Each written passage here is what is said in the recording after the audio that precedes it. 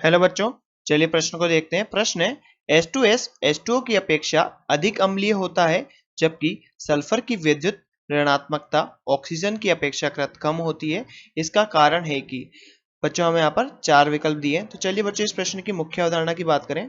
मुख्य अवधारणा, तो मुख्य अवधारणा में बात करें हम, किसी भी बच्चों समान वर्ग में अगर हमें अम्लीयता देखनी हो तो समान वर्ग में या समूह, बच्चों समान समूह में अगर हमें अम्लीयता देखनी है, अम्लीयता, तो बच्चों हम यहाँ पर इलेक्ट्रॉन नेगेटिविटी या विद्युत ऋणात्मकता से नहीं देखते। विद्युत ऋणात्मकता, तो बच्चों हम यहाँ पर विद्युत ऋणात्मकता की सहायता से अम्लीयता को समान वर्ग में नहीं देखते। बच्चों हम इसे आवर्त में देखते हैं, परंतु जब वर्ग की बात आती है तो बच्चों हम यहाँ पर अम्लीयता का जो ऑर्डर होता है, अम्लीयता का जो क्रम होता है, तो बच्चों समान समूह में, समान वर्ग में या समूह में अम्लीयता का क्रम बच्चों हम किससे देखते हैं? आवेश घनत्व से देखते हैं। तो बच्चों कोई भी अम्ल होता है, अम्ल, वो क्या करता है बच्चों? H प्लस देगा। अम्ल कौन सा बच्चों? ये 16वें समूह के हाइड्राइड, जैसे H2S H2O, H2S या H2O की बात करें तो ये H प्लस देके बच्चों यहाँ पर ऋणायन बनाएगा। और बच्चों ये जो ऋणायन बनता है, इसका स्थायित्व जितना ज्यादा होगा, इसका स्थायित्व जितना ज्यादा होगा, उतना ज्यादा बच्चों क्या होता है? ये अम्लीय होगा। और अगर स्थायित्व ज्यादा होगा तो स्थायित्व पाने के लिए जिस बंध को तोड़ना होगा वो बंध क्या होगा बच्चों? वीक होगा। तो स्थायित्व पाने के लिए जो बंध होते हैं, बंध, वो कैसे होते हैं? दुर्बल बंध होते हैं। क्योंकि अगर मान लीजिए बच्चों कोई, जैसे मान लीजिए ये SH बंध है, अगर बच्चों यहाँ पर S पे नेगेटिव चार्ज आता है और मान लीजिए इसकी जो यहाँ पर आवेश घनत्व उच्च होता है, तो ये बंध बच्चों आसानी से तोड़ के यहाँ H प्लस निकाल के S नेगेटिव बना लेगा, यानी सल्फर ऋणात्मकता में सल्फर ऋणात्मक आयन बना लेगा। क्योंकि बच्चों इस स्थायित्व ज्यादा हो जाएगा वहां पर सल्फर नेगेटिव का, इसलिए बच्चों बंध क्या हो जाते हैं? दुर्बल हो जाते हैं। और स्थायित्व अगर ज्यादा होगा तो बच्चों उसकी अम्लता भी ज्यादा होगी। अब बच्चों ये तो हमारी मुख्य अवधारणा में हमने देखे कि इसके पीछे सिद्धांत क्या है। बात करें बच्चों H2S की, H2S व H2O, तो बच्चों ये दोनों क्या? समान वर्ग के, समान समूह के, समान वर्ग के तत्वों के हाइड्राइड है,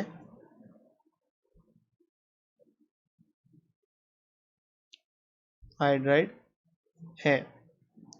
तो बच्चों बात करें यहाँ पर H2O की, तो ये H2O और ये बच्चों हमारे पास H2S। अब बच्चों ऊपर से नीचे जाने पर OS ACTE, बच्चों ऊपर से नीचे जाने पर लगातार क्या हो रहा है? आकार में वृद्धि हो रही है, आकार में वृद्धि हो रही है। तो बच्चों मान लीजिए ऑक्सीजन का आकार कुछ इसे है तो सल्फर का आकार इतना होगा। अब एक हाइड्रोजन यहाँ से जाएगा, तो बच्चों अगर हम यहाँ पर बात करें, मान लीजिए एक हाइड्रोजन गया है यहाँ से, तो H प्लस, और बच्चों यहाँ ऑक्सीजन पे नेगेटिव आएगा, कितने? समान इकाई का, यानी यहाँ पर -1 का नेगेटिव चार्ज आएगा। तो बच्चों यहाँ से भी अगर प्रोटॉन निकलेगा तो यहाँ से भी बच्चों -1 का चार्ज आएगा। अब बच्चों यहाँ पर ऑक्सीजन का आकार इतना है, सल्फर का आकार इतना है, और दोनों में समान आवेश है, तो प्रति इकाई क्षेत्र में बच्चों इसका आवेश क्या होगा? बट जाएगा। और यहाँ पर बच्चों पास पास आवेश व्यवस्थित होगा, किस पे? ऑक्सीजन पे, और इसका आवेश घनत्व क्या होता है बच्चों? ज्यादा। तो बच्चों अम्लता को हम आवेश घनत्व से देखते हैं, और अगर आवेश घनत्व ज्यादा होता है तो अम्लता क्या होगी बच्चों? कम होगी, क्योंकि यहाँ पर आवेश घनत्व ज्यादा होगा तो स्थायित्व कम होगा, और स्थायित्व कम होगा तो अम्लीयता कम होगी। अम्लीयता क्या होगी बच्चों? अम्लीयता कम।